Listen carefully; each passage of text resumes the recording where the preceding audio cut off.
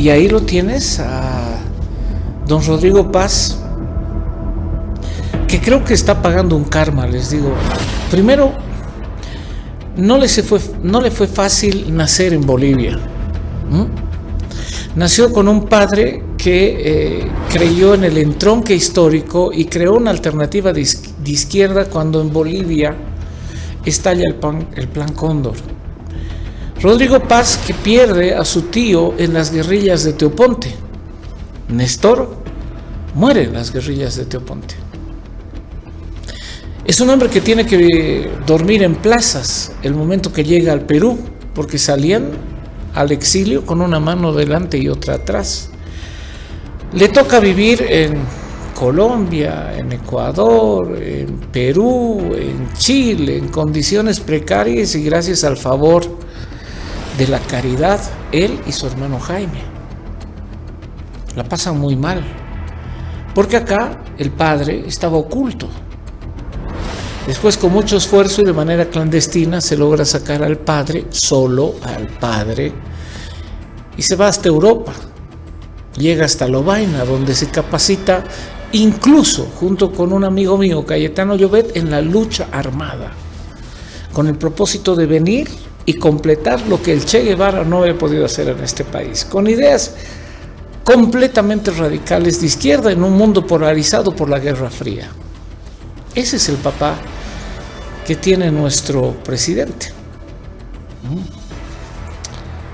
Pasa el tiempo y como el buen vino reposa, las ideas se van aclarando. Toca a los hermanos Paz regresar otra vez a Bolivia con el advenimiento de la democracia. Estudian en un colegio, el San Calixto Huencoma, después San Ignacio, en el que yo he estudiado. Rodrigo tiene exactamente mi misma edad, pero él pierde un año porque vivía en un montón de países. Entonces sale una promoción después que yo. Nos conocimos ahí en colegio. Un deportista intenso. Él decide por los números, estudiando en la Universidad Católica Boliviana, incluso cuando su papá llega a ser presidente de Bolivia.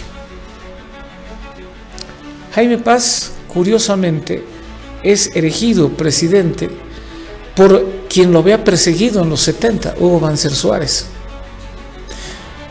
Y Jaime Paz toma la presidencia, cerrando un ciclo importante, porque hasta ese momento todas las presidencias en democracia habían tenido muertos. Jaime Paz cierra su presidencia sin ningún muerto.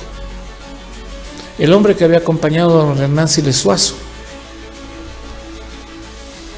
Sí, hay los muertos de la comisión Néstor Paz Zamora, pero son delitos comunes que terminan en un desenlace fatal y brutal un 5 de diciembre de 1990. Ese Jaime Paz educa con esos sentimientos. En el Picacho, a la vereda del río Guadalquivir, hay una pequeña pasarela donde yacen los restos de Néstor Paz y hoy de Rosario,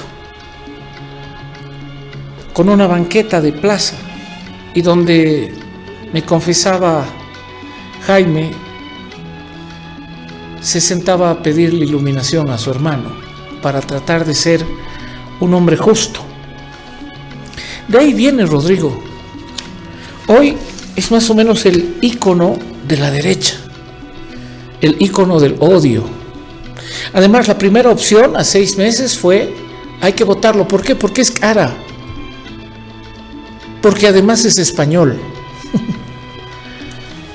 Porque ha traído gasolina basura. Hoy día no podemos saber si la nueva gasolina es buena o mala, porque 1.500 cisternas están detenidos en este sanguinario bloqueo. Ni siquiera le hemos dado el tiempo, y digo leemos como nación, de que nos diga qué es lo que quiere hacer por la patria, por Bolivia, Bolivia, Bolivia. Es un hombre que ha sido juzgado, sentenciado por haber tomado el Palacio de Gobierno. Porque quiero hacer recuerdo que en la última elección, y tienes una carpeta que ahí dice paz, querido, en la última elección fue un hombre que ganó con el 66% de la votación. Y no es un dato menor, que fue por el apoyo de Lara, que la gente, no importa. Pero lo que se ve se anota, ¿verdad?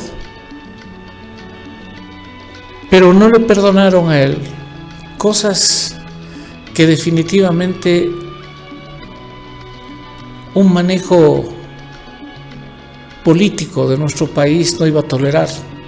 La primera gran cosa, el tener contacto con el mundo, el ocupar espacios que otrora ocupó Evo Morales, tener una gran relación con Ignacio Lula da Silva, poder conversar con un presidente de Chile, a quien habíamos decidido nosotros, país al que habíamos decidido enjuiciar, reunirse con foros internacionales como en Panamá, con las empresas más grandes del país, visitar los Estados Unidos de Norteamérica, el enemigo, el imperio, con quien nosotros teníamos vetada la posibilidad de entrar.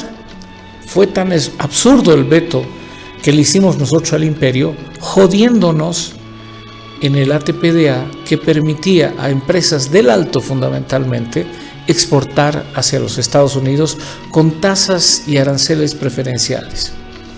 La causa política pudo más que los intereses económicos y se dejó a cientos de empresas sin la posibilidad de venderle hacia el norte. Osadía el reunirse junto con Donald Trump y tener relaciones con otros 22 países que tienen una mirada distinta que Rusia, que China e Irán. Ahí estaba marcando la sentencia de muerte nuestro actual presidente. Si a esto le sumas que como parte del grave problema que tiene América Latina con las drogas, si no pregúntenle a México, pues el presidente dijo, vuelva a la DEA. Necesitamos la lucha contra el narcotráfico, ese monstruo grande con millones de dólares, no la podemos hacer solos.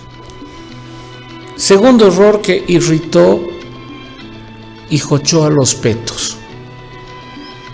Primer gran golpe, pistas clandestinas, 7 fábricas por mes destruidas, operativos en el seno mismo del Chapare, en Chimoré.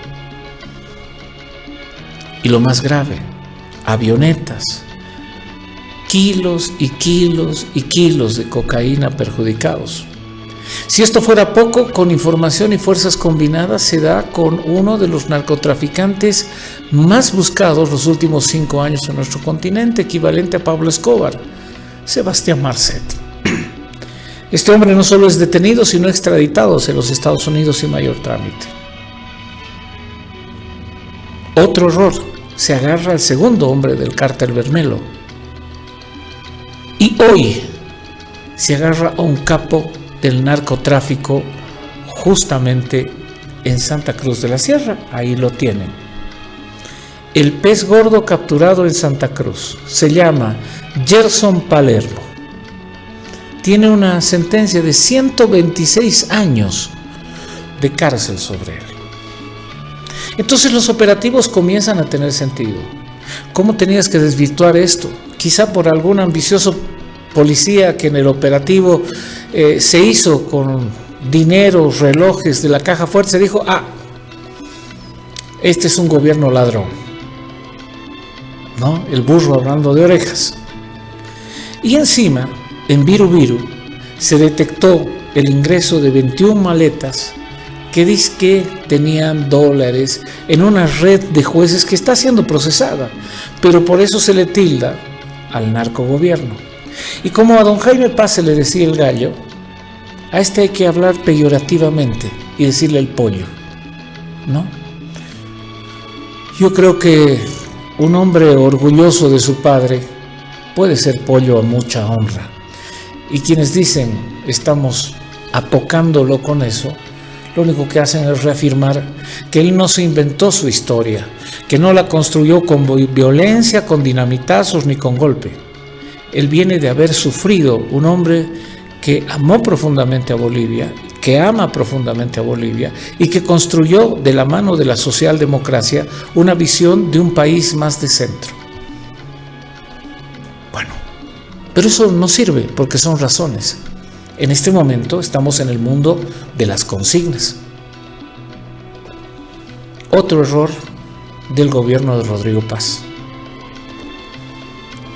Se le alertó al exministro Medinaceli de que de los 10.000 empleados que tiene Yacimiento, 8.000 eran de la era Dorgaten y Marcelito, que lo iban a sabotear.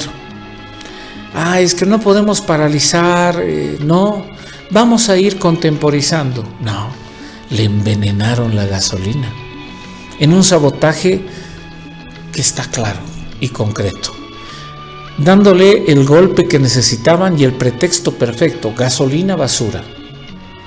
4 jerarcas del sector hidrocarburífero fueron retirados: el ministro Medinaceli, 2 presidentes de Yacimientos y, por si fuera poco, la directora de la Agencia Nacional de Hidrocarburos. Pero no bastó, porque se necesitaba empoderar la consigna y no el resultado. Hoy ya no hay más denuncias de gasolina en mal estado, porque 400 empleados de la empresa estatal fueron separados y hay una causa penal abierta. Pero eso no sirve, porque estaría en el territorio de las razones y no precisamente de las consignas. La consigna es gobierno extranjero, gobierno narcotraficante, gobierno corrupto, gobierno de la gasolina basura. Y cuando le vas repitiendo eso, el presidente comete otro error. Luego de reunirse con inversores en el Brasil, en Panamá, en Chile, en la Argentina, en Estados Unidos, dicen: no podemos invertir con el candado que ha puesto a las inversiones la actual Constitución. Hay que hacer reformas. Listo, quiere reformar nuestra Constitución y va a entregar nuestras empresas a extranjeros. No razón, no solo un documento, no retórica. Ahí tienes sectores que eternamente se han confrontado con el gobierno de turno, el sector del magisterio, que dicen: lo que quieren es privatizar la educación. ¿Con qué norma, qué decreto? No existe. Pero hay que vender la consigna, que la gente te va a seguir. No razones, consignas. Y sigamos en esta lógica de mentiras. Dicen que quiere entregar el país a extranjeros. No hay un solo extranjero que hoy día quiera venir a Bolivia con las reglas del juego, con esta Constitución. ¿Qué hacemos entonces? Seguiremos empaquetando la consigna: cara, español, narcotraficante, flojo, mentiroso, entreguista. El cassette es exactamente el mismo del 2003, exactamente el mismo. Gonzalo Sánchez de Lozada fue retirado de este país porque quería exportar gasolina a Chile. Hoy quisiéramos tener, o gas por Chile, hoy quisiéramos tener los volúmenes de gas que teníamos en esas antiguas gestiones. Hoy no hay que exportar, ni al Brasil, ni a Argentina, ni a Chile, ni Paraguay, ni a nadie. Pero la consigna era lo que se utilizó, y el 2003 se sacó un presidente que pensó que con una medida de excepción, un estado de sitio, iba a lograr pacificar el país, y lo que se buscaba era tener muertos. Sí, y los informes de inteligencia pues mostraron que eran muertos con calibres que no utilizaban las Fuerzas Armadas, con disparos que venían en tiro amistoso, fuego amistoso, de atrás. Pero eso no fue tomado en cuenta, porque la historia la cuentan quienes ganan, no precisamente quienes pierden. Esa es la historia de un país que va patinando en sus prejuicios, en las consignas, digitadas por intereses oscuros que nos tienen en la pobreza.